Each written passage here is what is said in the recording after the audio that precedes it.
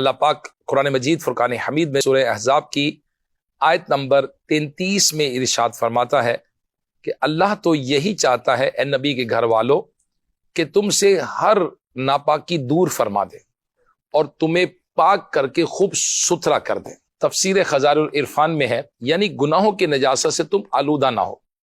اس آیت سے اہل بیت اطہار کی فضیلت ثابت ہوتی ہے، ان کی پاکی کا خدائے پاک کرتا ہے بیاں، آیت تطہیر سے ظاہر ہے شان اہل بیت۔ اور مزید اللہ پاک نے سورہ شورا کی آیت نمبر 23 میں ارشاد فرمایا، تم فرماؤ میں اس پر تم سے کچھ اجرت نہیں مانگتا مگر قرابت کی محبت۔ امام محمد بن احمد قرطبی رحمۃ اللہ تعالی علیہ اس آیت مبارکہ کی تفسیر میں فرماتے ہیں، حضرت سعید بن جبیر رحمۃ اللہ تعالی علیہ سے مروی ہے کہ قرابت والوں سے مراد حضور سید عالم صلی اللہ تعالی علیہ وآلہ وسلم کی آل پاک ہے۔ اب اہل بیت اطہار میں کون سی مقدس ہستیاں شامل ہیں؟ حکیم الامت مفتی احمد یار خان نعیمی رحمۃ اللہ علیہ فرماتے ہیں اہل بیت کے معنی ہیں گھر والے۔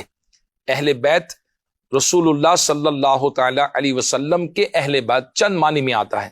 نمبر 1، جن پر زکوٰۃ لینا حرام ہے، یعنی بنو ہاشم، حضرت عباس، حضرت علی، حضرت جعفر، حضرت عقیل اور حضرت حارث رضی اللہ تعالیٰ عنہم کی اولاد۔ اسی طرح حضور صلی اللہ تعالی علیہ وسلم کے گھر میں پیدا ہونے والے یعنی اولاد پاک۔ نمبر 3، حضور صلی اللہ تعالی علیہ وسلم کے گھر میں رہنے والے جیسے ازواج پاک۔ نمبر 4، حضور صلی اللہ تعالی علیہ وآلہ وسلم کے گھر میں آنے جانے والے جیسے حضرت زید بن حارثہ اور حضرت اسامہ بن زید رضی اللہ تعالی عنہما۔ اللہ کے آخری نبی محمد عربی صلی اللہ تعالی علیہ وسلم کا فرمان ہے، اپنی اولاد کو 3 اچھی خصلتوں کی تعلیم دو۔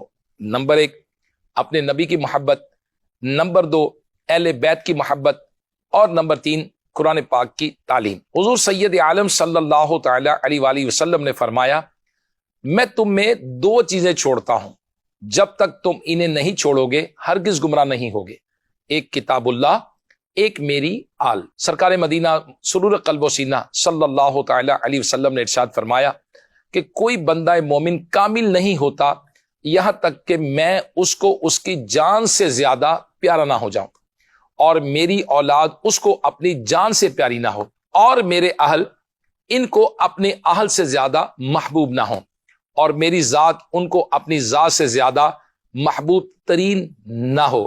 اولاد مصطفیٰ صلی اللہ تعالی علیہ وسلم کی کیا ہی نرالی شان ہے، یہ وہ بلند ہستیاں ہیں جن کے نسب جیسا دنیا میں کوئی نسب نہیں ہے۔